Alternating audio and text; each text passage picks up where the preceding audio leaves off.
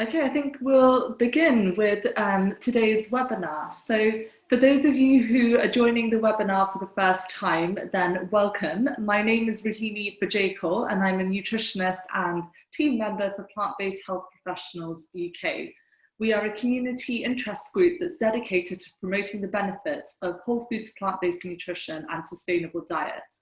And we put on these webinars every couple of weeks, so do join in as they're free of charge, and I'll be sharing a few more details on how you can get involved with our group. So firstly, I'd like to thank our sponsors, ProVeg International, veganfitness.com and the British Society of Lifestyle Medicine, as these webinars are CPD accredited. We're also supported by Oatly as well, and so we're really grateful to all of these sponsors for supporting our work. So today I'm really excited to welcome Dr. Alicja Baczynska, who's a specialist registrar in geriatric medicine and a board certified lifestyle medicine physician. She's going to be talking about how to prevent dementia with a healthy lifestyle, and she'll be taking over from me shortly. We've already got some really exciting webinars in the diary for the rest of the year, and we're followed, Dr. Alicya's webinar is followed by Dr. Shivam Joshi, who's a nephrologist based in the USA, and he's going to be talking about plant-based diets in chronic kidney disease on Wednesday, the 30th of September. To sign up to any of our webinars, you can just visit pbhp.uk/webinars and do circulate it with your friends and family and colleagues. In terms of supporting our work, do join us as a member. This is open to everyone, not just healthcare professionals, and you can join no matter where you are in the world. Visit pbhp.uk to subscribe to our newsletter and donate if you enjoyed this webinar via pbhp.uk/donate. We're also active on Facebook, Instagram and Twitter. So now I'd like to welcome Dr. Alicja to introduce herself and kick off today's webinar. Do remember to ask questions using the Q&A function at the bottom of the screen. And if you need anything, then feel free to ask away in the chat as well. So hello, everyone. Thank you for the introduction. I'm really excited about this invitation, so thank you for having me. So I'll just get started.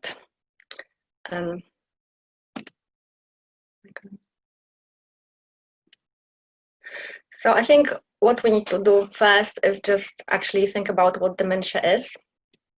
It's a complex syndrome with a range of cognitive and behavioral psychological symptoms, and so it's not simply just memory loss. However, it does often start with short-term memory loss. People increasingly become more dependent on other people in the surrounding, especially if they have to do anything complex activities. And the diagnosis of dementia follows at least 6 months of these difficulties affecting somebody's life. Ultimately, it leads to all kinds of problems which we deal on a daily basis in hospital and also in the community. As we know, it's a very severe progressive disease that ultimately is fatal, and often dementia may not figure in somebody's imagination as a fatal disease, as for example metastatic cancer, but the prognosis is equally bad, and equally there is often no treatments that can be offered, and you know, we have to do advanced planning and things like that when the diagnosis is made. So there are different types of dementia. The most common one obviously is Alzheimer's disease. And then the second one is vascular dementia. However, there is a big overlap. And although there are slightly different signs on brain imaging that define Alzheimer's disease or vascular dementia, and it presents slightly different. So vascular dementia will be often in people who have got already problems with the blood vessels, so heart disease, peripheral vascular disease, and problems with ulcers on their legs. They may have had strokes or mini strokes, have got hypertension and high cholesterol, and often type 2 diabetes, and it actually presents with mobility problems at an early stage. And however, as I say, sometimes it's quite academic and it overlaps. There are some other rarer causes like Parkinson's disease dementia, Huntington's dementia, and frontotemporal. They are much less common. And also the reason why people have to be seen and investigated is that there are rarely there can be actually reversible causes of cognitive decline. So that's why it's important to see a psychiatrist or geriatrician when you do start experiencing memory problems. The burden of dementia is huge. And actually, some specialists now say that dementia is able to bankrupt our societies. And in fact, as a hospital doctor, I can see it happening now. It just, we've been saying about NHS being under pressure, but what's happening now is obviously disintegrating really of the healthcare system. And there are 850,000 people living in this country with dementia. There will be even more in the years to come. And actually, it's also important to remember that 50% of the cases that we see of the cases are undiagnosed. So in fact, the numbers probably are double. And it's even worse in the developing countries because it's there's a high rate of underdiagnosis. I have to mention mild cognitive impairment, which is problems with memory which don't really affect the person to the degree that they become dependent on somebody else, and affects, you know, a larger number of people, up to even 20% of over 65s. And it's important to actually distinguish this, because there is some evidence that we may be able to reverse mild cognitive impairment, whereas if you go into a dementia, it's becoming increasingly more difficult and possibly even not actually possible. The total cost is huge, and actually half of it is even not paid because it's the care provided by families and friends. And actually, if you sum up the total health and social care cost of dementia, is higher than the combined cost of chronic heart disease and cancer in this country. The other thing that we see as doctors, and I'm sure many of you have witnessed, if you have anybody in your family or among friends, the just unmeasurable suffering of saying goodbye to the person who is dying from dementia. And that's something that obviously cannot be really even calculated, and but it's huge burden. So what causes dementia? Is it in our genes? Often people think, oh, this is genetic, you know, my father had dementia, maybe my auntie had dementia, so now I'm going to have dementia as well. But actually, when you look at the evidence, we know that the kind of pure genetic Alzheimer's disease, it's very uncommon. So it's only described in about 600 families in the world. It's where actually you inherit the wrong gene, and it's clustered in families. So that's very uncommon. And this kind of dementia starts quite early in the 30s, 40s. However, there is a risk gene that's been identified, and it's a gene that's been also connected to increased risk of heart disease, because it's dealing with lipid dysregulation, and it's called apolipoprotein E. So if you have the E4 version, 1 copy increases your risk 3 times, and 2 copies of it 5 times or even more. But because it's a risk gene, it means that it can be switched on or off. And we now know that lifestyle programs such as Dr. Onish's, for example, and in the States, there is very good evidence that with the healthy lifestyle program, you can actually switch off the bad genes and switch on the good genes. And this would be the case with this kind of gene. And actually, there's quite a lot of people who have one copy. It's 25%. About 25% of the population have got one copy of APE4. Often we think that when people get older, they lose their marbles, basically. And it's become a norm in the society that, oh yes, when I'm 80, or my granny is 90 and now has got memory problems, and this is just a norm in the society. However, we know of many societies that don't have this burden of dementia or other chronic diseases, and these are the blue zones across the world, and so their lifestyle doesn't support the emergence of chronic diseases. This is just the gift of the Western lifestyle, really. And it's not a part of natural aging, although some doctors will say, for example, if you get a scan of your brain, which has got a bit of ischemia, a bit of blood vessel changes, they will say, oh, it's just a wear and tear. However, I don't quite agree with that. And of course, we will, in this lecture, we're going to focus on Alzheimer's disease because there's the greatest evidence. Obviously, it's the most common type of dementia, but I'm certain that all of the things that we talk about for preventing and possibly treating could be applied to vascular dementia. However, we don't have this many studies, but we know we can reverse heart disease, which is atherosclerosis of the coronary blood vessels, with lifestyle program, and equally the atherosclerosis in the blood vessels in the brain causes vascular dementia, so there is a potential for treatment there as well.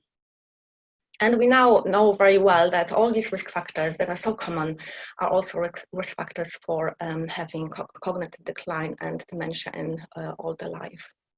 Especially having a stroke, that's a really big risk factor. So if somebody has got a TIA, so-called a mini stroke, that's a big sign and a worrying sign, which should really wake people up to how they live. And just to talk a little bit about the amyloid hypothesis. You might have heard that so-called amyloid deposition in the brain and tau tangles are quite characteristic of Alzheimer's disease. They have been initially described by Dr. Alzheimer in 1906.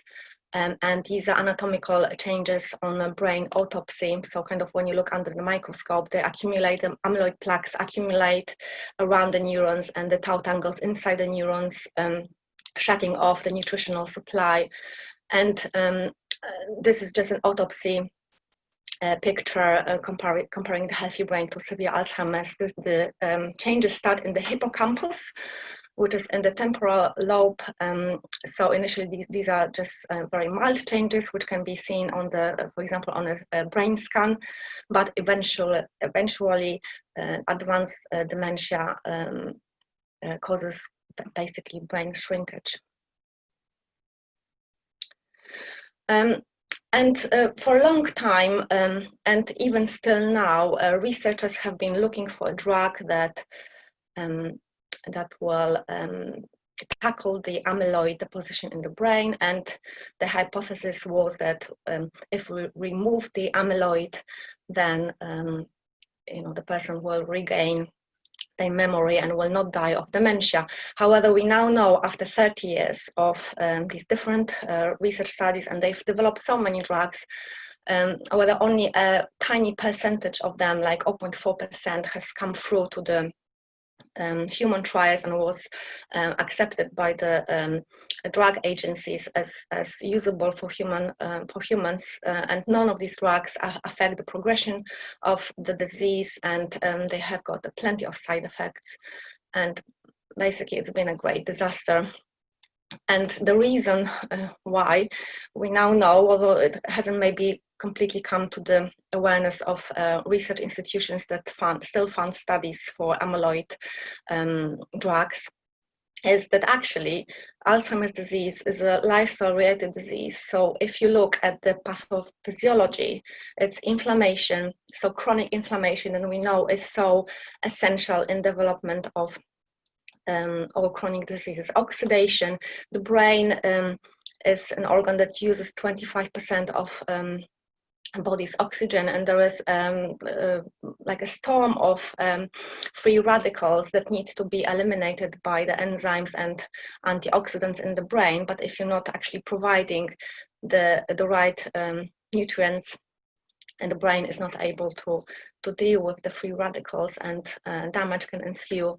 And equally, lipid dysregulation, so clearing of fat and amyloid from the brain, so that actually can be affected. So with the risk gene of ApoE4, this can be quite dysregulated. And also we know that problems with lipids, high cholesterol, and so on, they cause atherosclerosis and poor blood vessel health, and obviously there's plenty of blood vessels in the brain.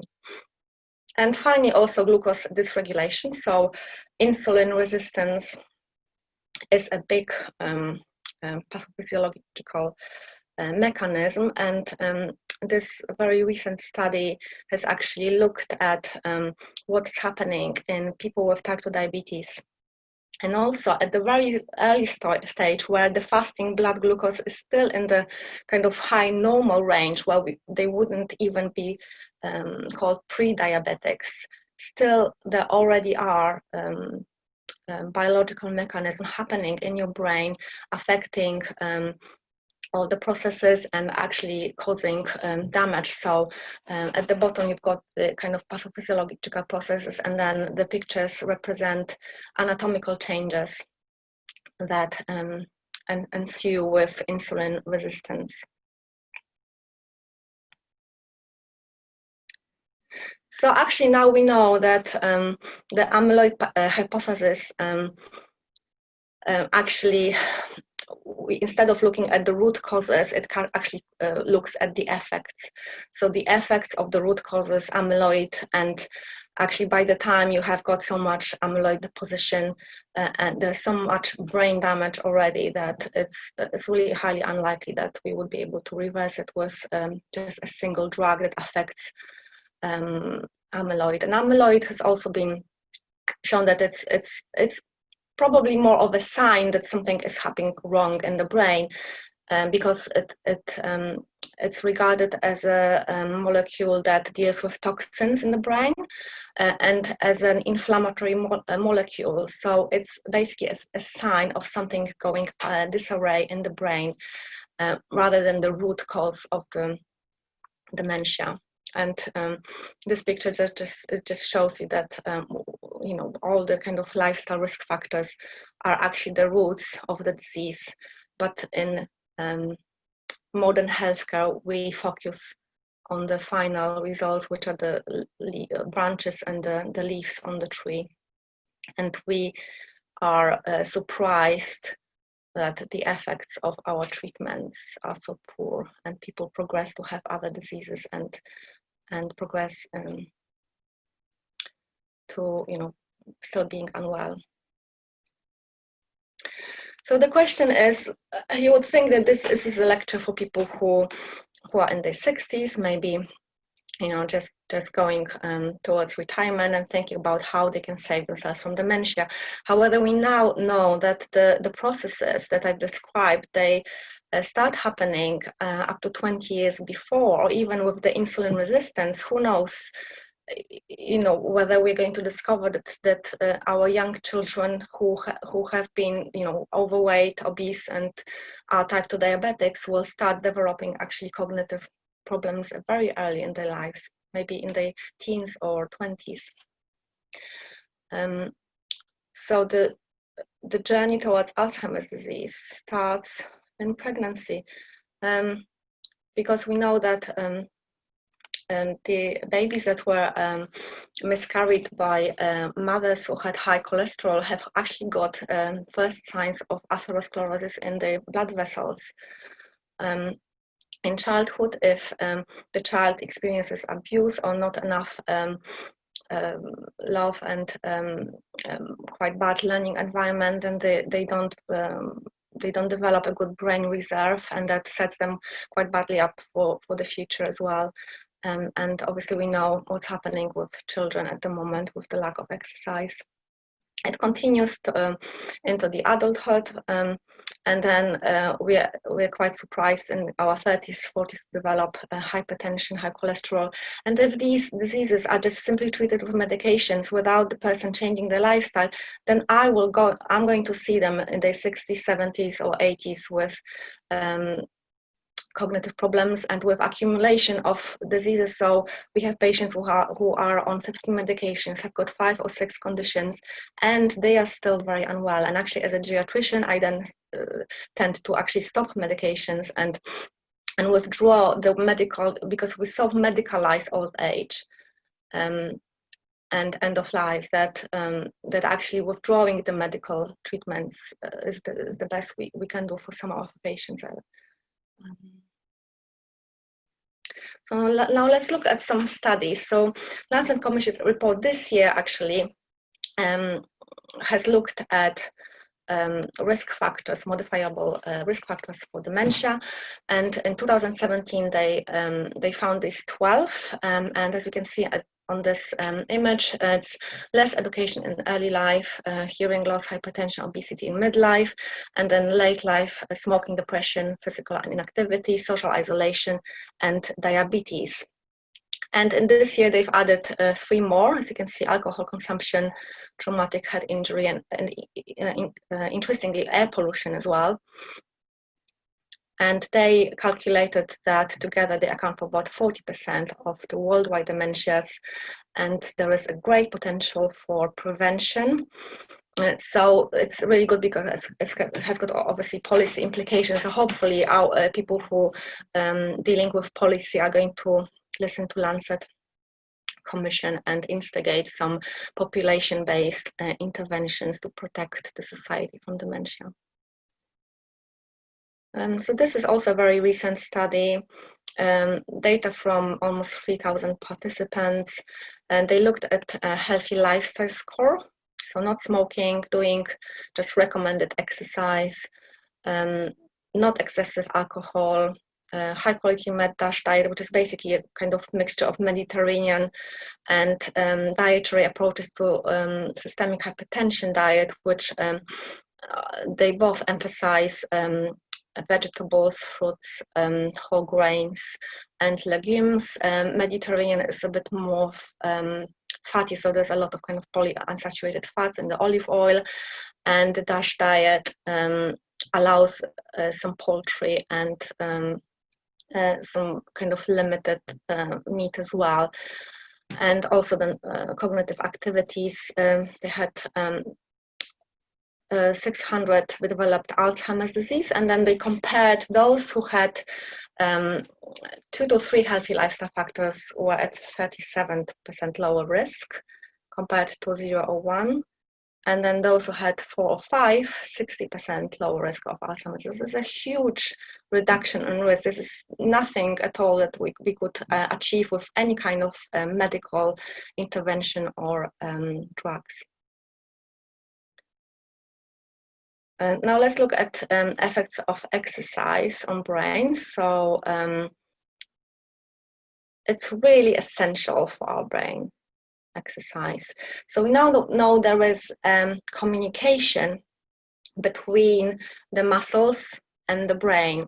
So if we exercise our muscles, there is this brain muscle crosstalk going on with a huge amount of different molecules, and and one of them is brain-derived neurotrophic factor that supports the health of synapses and is critical in memory formation.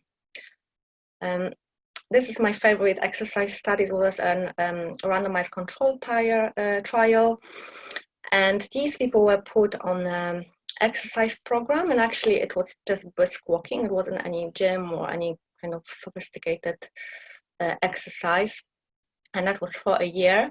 And the researchers measured the hippocampal volume with the MRI.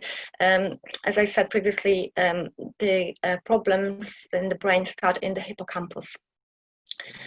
And after a year, so the intervention group had increased levels of brain-derived neurotrophic factor that supports the health of the synapses, improved memory, spatial memory in this case. And they reversed age-related volume loss, so the hippocampal volume increased by 2%. Normally, in this age, the hippocampal volume decreases by about 1% per year. And these people actually have grown their brain just by walking 3 times a week. Here are some foods that we should really avoid when we think seriously about brain health, and that's because they are full of saturated fat, trans fats that are very bad for vascular health and cause inflammation. Fried foods and pastries and kind of deep fried and dry roasted barbecued meats contain a lot of advanced glycation end products, which are often called gerontotoxins because they wreak havoc in the brain, causing cross-linking of proteins and damage to the blood vessels and promote oxidation inflammation. And it was found that actually the gerontotoxins or ages with increased levels in the blood, people have got more rapid cognitive decline, and there is in brain autopsies, high levels of ages have been associated with Alzheimer's disease. And here we've got foods that have been found in studies to promote cognitive health. And as you can see, it's essentially a whole food plant-based diet. Let's look at this nutrition study. So here researchers compared 3 diets, Mediterranean, DASH, and MIND, which is just a combination of the 2, but especially emphasizes greens and nuts and whole grains, which are very healthy for the brain. They had follow-up at 4.5 years, and then they looked at the reduction of Alzheimer's risk. And you can see that all of these diets, if there was a high adherence, they reduced the risk quite dramatically. But in the MIND diet, even moderate adherence reduced the risk by 35%. Now stress. We know stress is really bad for us, and it's not acute stress kind of that stimulates you, but this kind of chronic stress that we're so used to in our Western lifestyle. And it's really bad for your brain, basically shrinks your brain. I sometimes see patients who have had some kind of stressful event and their memory just goes. And actually, we then kind of liaise with psychiatrists because sometimes older people can have cognitive problems and they're actually depressed rather than having dementia. So this is a very interesting study. We don't have really so much time to maybe go into details, but we know that depression and anxiety is a risk factor for Alzheimer's disease. And repetitive negative thinking is something that's present in both of these conditions. And these researchers just looked at what is the relationship between the kind of pattern of repetitive negative thinking and markers of Alzheimer's disease. The amount of the amyloid and tau deposition on scans, and also relation to cognitive questionnaires. And they found that actually in people who don't have dementia, the repetitive negative thinking was associated with amyloid and tau, and higher levels were associated with more rapid decline in the future. So over the kind of 2 years period. So I quite like this study because if you say depression, anxiety increases risk of Alzheimer's disease, it doesn't really tell you, what shall I do about this? But this repetitive thinking can be tackled with mindfulness techniques and talking therapy. So you can actually modify this bad pattern. And it's about kind of being in the past, so ruminating a lot about the past, or thinking constantly about the future, worrying about the future, rather than being in the present moment. we now know, and there have been quite a few studies in the recent lives about how mindfulness can impact cognition as well. And this was an 8-week mindfulness-based stress reduction, which is quite well known and it's been very evidence-based. And actually it showed that after 8 weeks, the intervention group had increases in gray matter concentration in the regions responsible for memory, learning processes, emotion regulation, and perspective taking. That was in comparison to people who were not on the program. And Professor Lawrecki, she's done quite a lot of this research about this. So if you're interested, you can look this up. And also with regards to mindfulness, I have done a separate lecture which is accessible on the Plant-Based Health Professional YouTube channel. And I talk about my personal journey as well. We know that sleep is also essential for brain health because all the clearing of the toxins and metabolic products happens when we are in deep sleep. And that goes hand in hand with the kind of mindfulness and stress reduction as well. It helps us consolidate new memories, and you know, you can't really do anything better than have a really good night's sleep. Loneliness, I just wanted to mention as well, because in my patient population, this is very unfortunately quite common. In our Western societies, it feels like we've disposed of our elders. They're not really part of our community anymore. They're just stuck somewhere in the nursing home. And we see it on a daily basis in the hospital. It's very sad. It actually increases one's risk of dying, and that's even opposed to social isolation. So you can feel lonely even if you're surrounded by friends and family. So it's a kind of subjective feeling of loneliness. And you can be physically isolated, but actually feel very much in touch with people and have low levels of loneliness.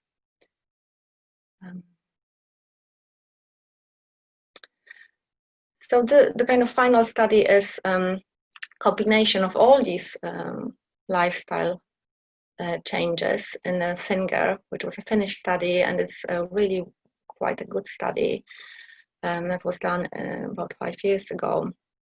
And they looked at plant-based diet, exercise, some challenging computer programs, and also managing of vascular risk factors. And the second group just had some advice to eat healthy, exercise, nothing else. And after 2 years, the intervention group scored better on the cognitive performance, and it's vastly reduced the risk of cognitive decline, but also, as you can see, it improved the quality of life and physical functioning, which is so essential in older people. So it's not only about dementia, it's about healthy aging in the end. And lastly, just to recommend a resource that I do recommend to my patients, and I found really helpful. So when this is a book by Drs. Shezai, Dean and Ayesha Shezai. They live in California, and they are traditionally trained neurologists who work in an acute hospital and do night shifts and so on. But also, in the meanwhile, over the 15 years, they've been doing Neuroplan, which is all about whole plant-based diet, exercise, stress management, and good sleep, and mental social stimulation.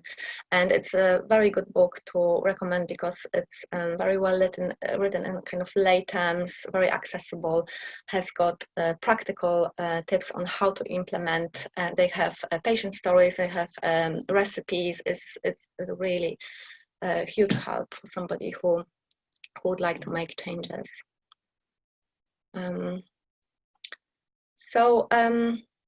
Just to conclude, we know it's a major burden, Alzheimer's disease, and we really need to do something about it. Otherwise, our health and social care systems are going to go bankrupt. And we now know that actually the Western lifestyle is responsible for this epidemic. It's definitely not the consequence of aging and genetics. It obviously, age is a risk factor because we accumulate the damage over many years, and that's why we get more dementia in the older age. But for example, the doctors shares I already are seeing in the clinics people who are in their 30s and have lived on fast foods all life, and now this mother of 4 is experiencing cognitive changes because she's never, eaten a vegetable in her life, which is just appalling.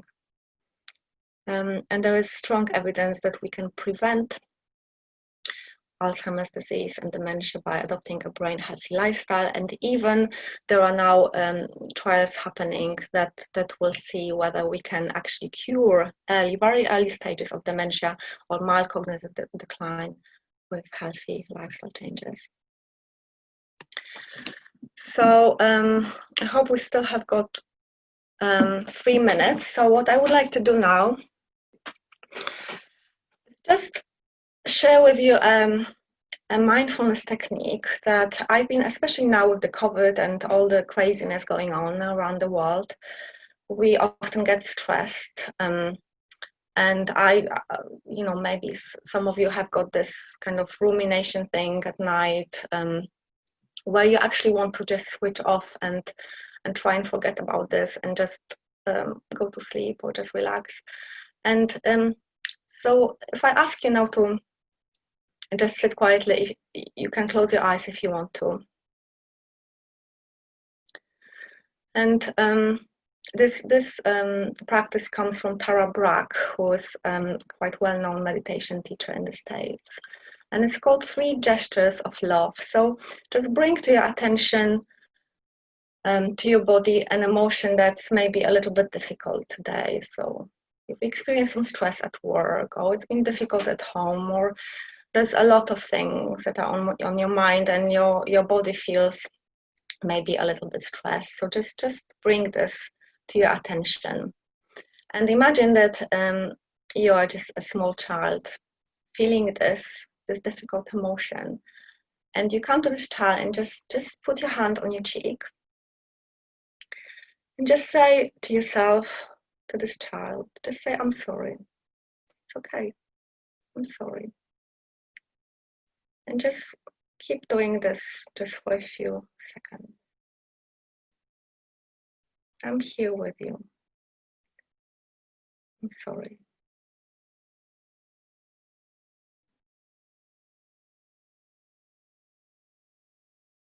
It's okay. I'm sorry. And just breathe. Breathe into this emotion.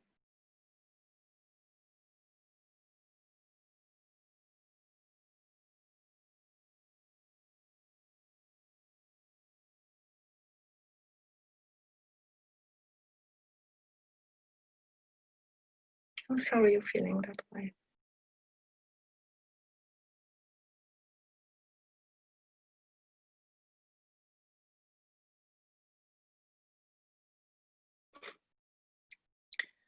And now bring your hand to your chest, to your heart.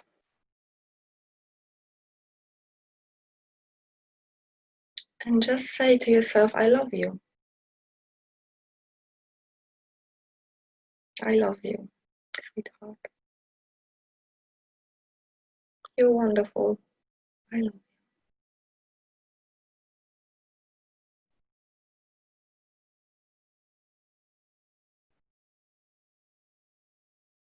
Just feel your heart beating. And breathe. I love you.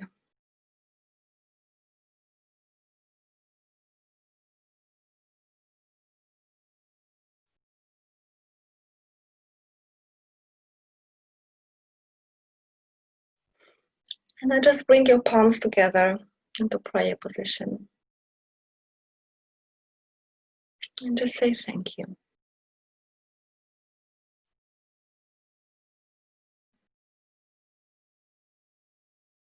Thank you for being here.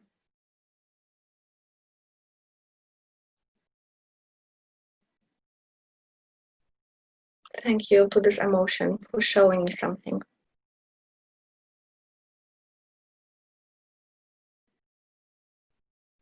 Thank you for showing me. Thank you for being.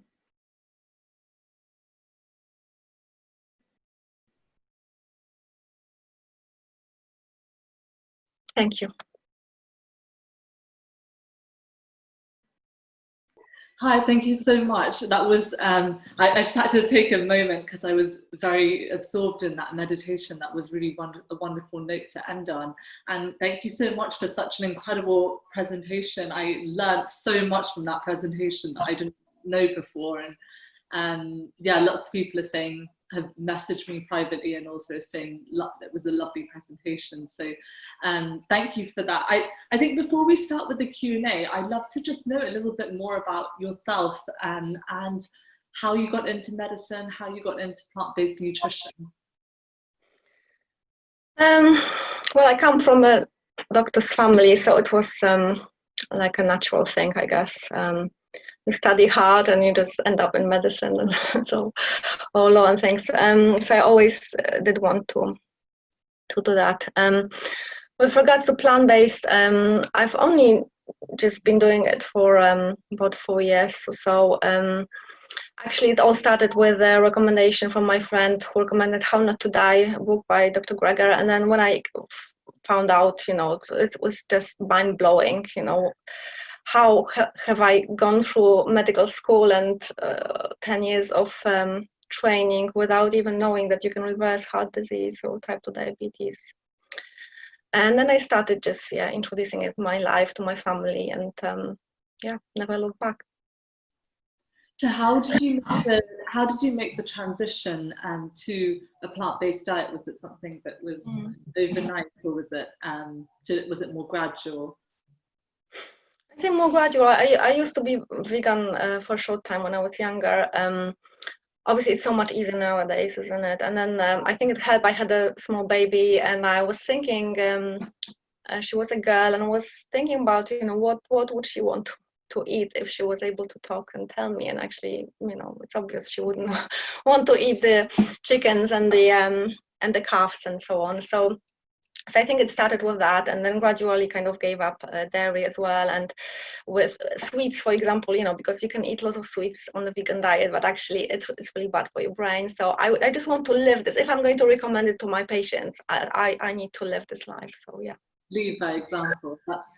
That's wonderful. So I think we'll start off with a question that does come up quite a bit, and it's about the ketogenic diet and how does what you've talked about in this presentation, how does this affect people who are following a ketogenic or a low carbohydrate diet, which is very popular at the moment in many parts of the world? It would be great to know your thoughts on these types of diets. I don't feel there is a good evidence on managing cognitive decline, or if you want to look after your brain health, to be on the ketogenic diet. I think it's a really kind of stressful condition for the brain, because brain lives on glucose, and we're just artificially putting it into ketogenic state. The body is going to survive. You're going to burn some fat and maybe lose weight and so on, but what people often describe as a brain fog actually on the ketogenic diet, and this can't be very good for your brain. And I would definitely not recommend it for all the people with who want to look after brain health. From the evidence we've got, yeah. So we need to have carbohydrates, preferably from whole grain sources, and yes, vegetables. I think obviously if somebody wants to, it's great to just ditch the processed foods and sugars, right? Processed sugars and so on, and the diet. This is essential, obviously, for brain health. But getting rid of whole grains, legumes, and starchy vegetables, I don't think this is a good idea. Although it may work, for some people who are younger, and they might feel okay, this is fine, but I wouldn't recommend that. We don't have the evidence for it. Maybe, as you're saying, they feel okay because they've cut out a lot of the processed food, and that's sort of making them feel better.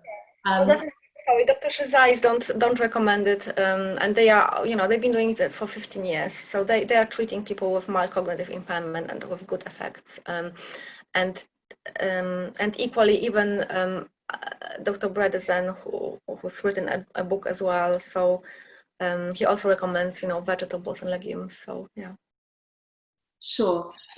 We have a question from one of the viewers tonight saying, does a vitamin B12 deficiency contribute to Alzheimer's disease or dementia? Yes, so that's why we're checking. So when people first present to us with cognitive issues, we can do these tests and replace. I mean, it definitely has to be replaced. And remember about this: if you're obviously following completely 100% whole full plant-based diet, that needs to be replaced. And sometimes even in older people where there's less absorption, it may be intramuscular injections. Some people have to just have it, not orally, but actually parentally, because the absorption is not always, ideal. So it's something that needs to be checked by the GP, for example, if you are following the diet. Okay, that's really helpful.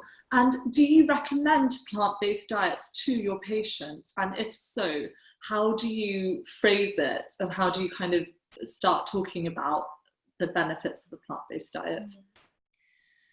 So yes, I mean, it's difficult to do it on the wards. We have people with quite advanced problems, and it's not the best time to do it. But in the clinic, I often have patients who are maybe early in the journey towards frailty and dementia, and are quite still independent and able to cook.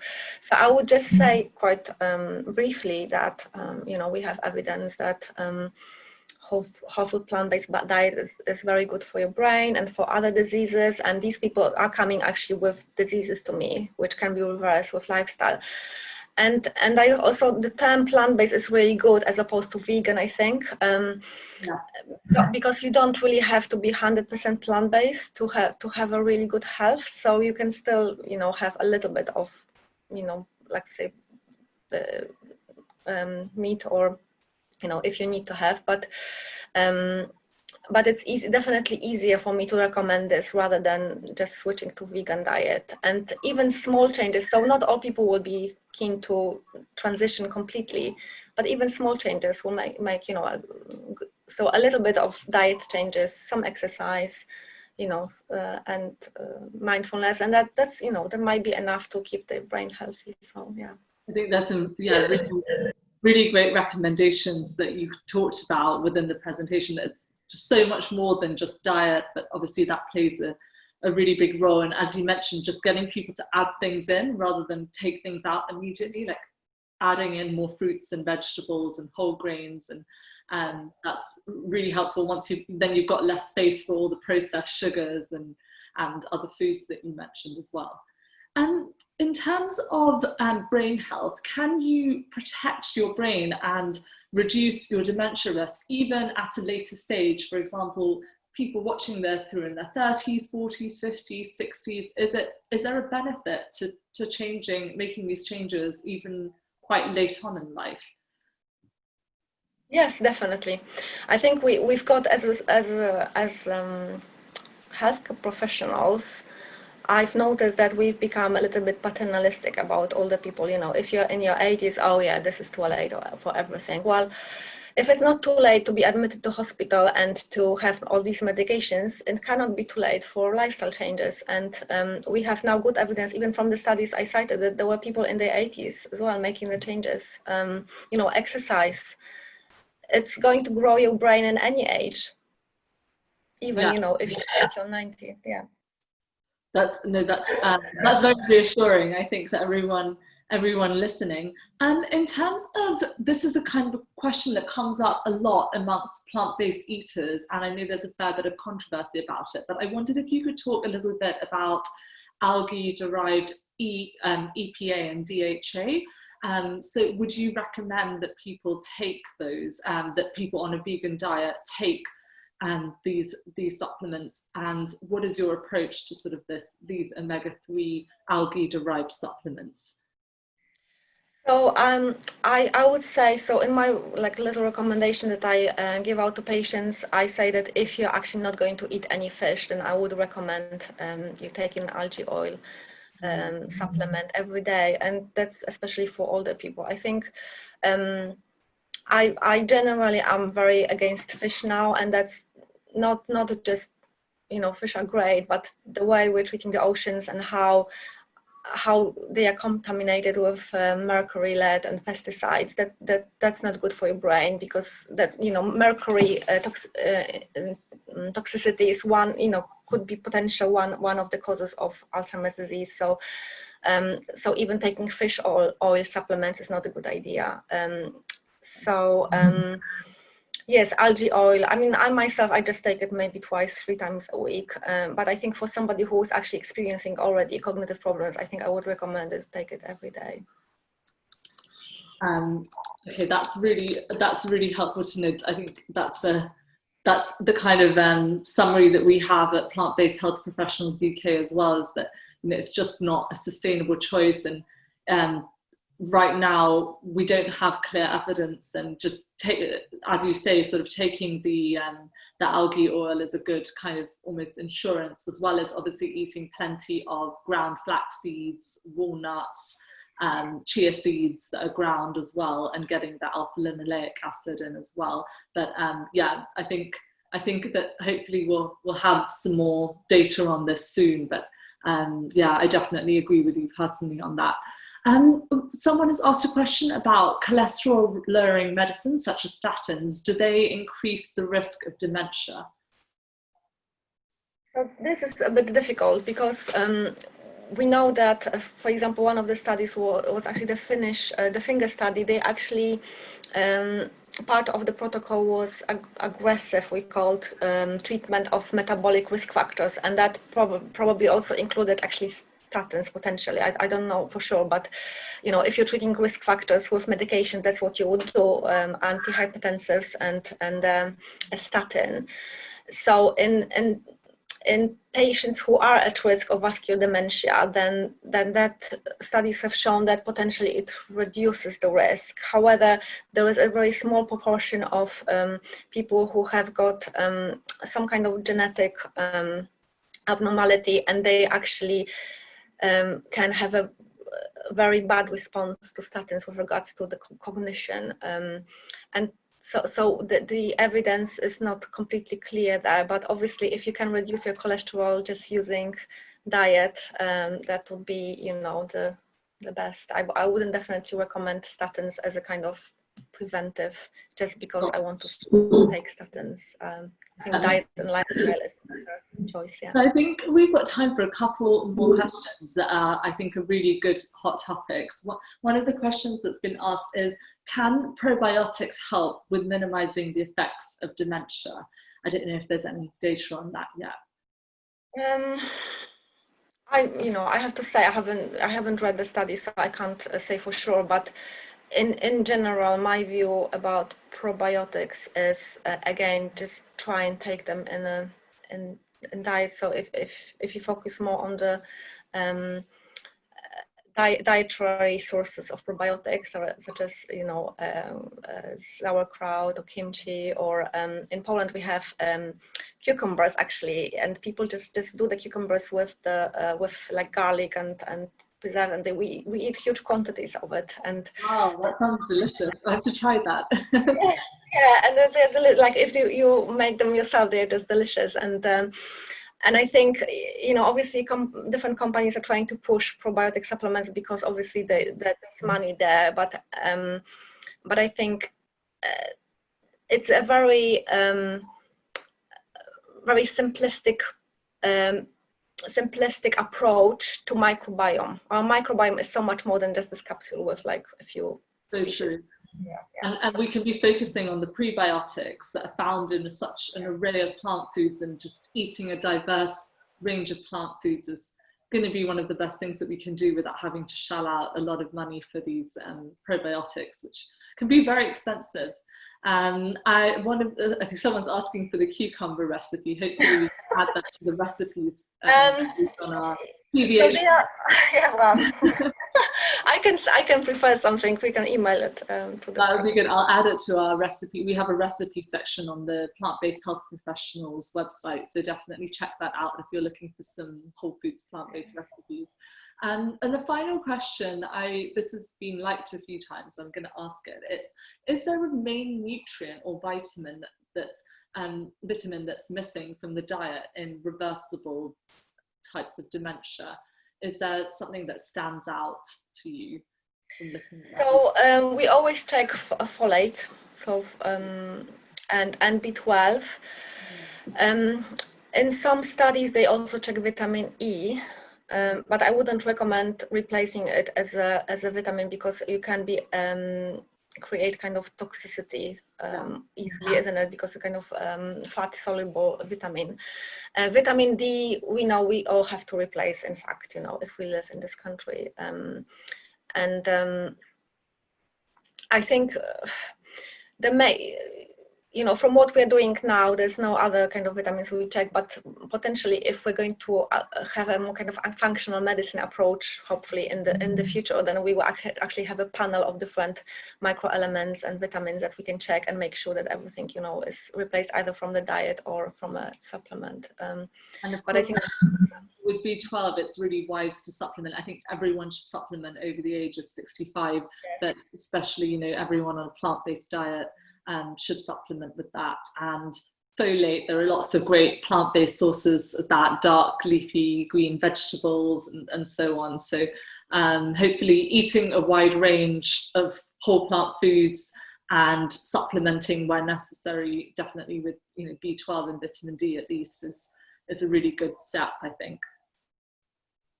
What is interesting is actually we see lots of nutritional deficiencies on our wards. We don't have vegan patients. They are all patients who are on a basically Western lifestyle diet, usually, kind of toast and tea and I don't know, chicken or something. But, they are deficient in everything. Sometimes iron, all the vitamins, and and they are not on a vegan diet. So it's just this kind of myth that vegans are, vitamin deficient, which, actually it's not what we see as doctors. No, absolutely. I think just for everyone listening, then just trying to increase the amount of everything you discussed in your presentation so beautifully about the whole grains, fruits, vegetables, legumes. We have some really great fact sheets at plantbasedhealthprofessionals.com if this is really new to you or you just want some inspiration about what your plate could look like, so definitely go and check those out. But I want to thank you, Dr. Alicja, again for such an amazing presentation, and I know you just moved house and you managed to fit this in, so thank you, because this is a really important topic. Everyone should know about this, and I love how you addressed all the different aspects of health, as well as, of course, benefits of plant-based nutrition, but those different pillars, and ending on that lovely quote, and just reinforcing how important emotional well-being, mindfulness, all of these things are. Really, really great. Loved it. And hopefully everyone who's listening, hope to see some of you joining us as members, and there for the next webinar in a couple of weeks on the 30th, which is about kidney disease, another really, really important topic. And yeah, wonderful. For anyone whose question we didn't answer, sorry we couldn't get around to all of them. There were quite a lot. And thanks for all the great comments. My chat box is full of praise for the presentation. Thank you again. And we will have this video up in the members area in a few days. I'll be sending out the CPD certificates to everyone who's attended, as well as Dr. Alicya's slides. And if you want to see any of our previous webinars, you could join us as a member. Okay, good night. Thank you. Speak to you soon. Goodbye.